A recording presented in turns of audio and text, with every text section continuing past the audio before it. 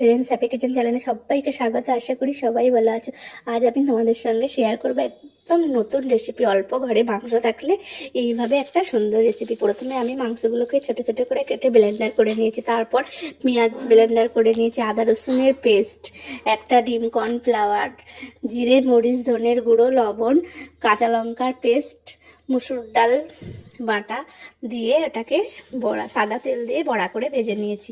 তারপর আমি এখানে সর্ষের তেল, এলাচ, লবঙ্গ দিয়ে তারপর এখানে ছোট ছোট করে কেটে রাখা পেঁয়াজকে বাদামি করেছি, টমেটো কুচি, ক্যাপসিকাম কুচি দিয়ে আদা রসুনের পেস্ট, জিরে মরিচ ধনের গুঁড়ো, গরম মশলার গুঁড়ো দিয়ে ভালো করে এটাকে কষিয়ে নিয়েছি। তারপর ভেজে রাখা বড়িগুলোকে দিয়ে দিয়েছি। গাইজ, আমার চ্যানেলকে লাইক অ্যান্ড সাবস্ক্রাইব করার যারা করেছে শুভেচ্ছা, যারা এখনও করনি প্লিজ প্লিজ প্লিজ আমার চ্যানেলকে লাইক অ্যান্ড সাবস্ক্রাইব করো। আবার আসবো নতুন ভিডিও নিয়ে, ততক্ষণে তোমরা ভালো থাকবে, সুস্থ থাকবে। লাস্টে গরম মশলা ছড়িয়ে এটাকে পরিবেশন করেছি।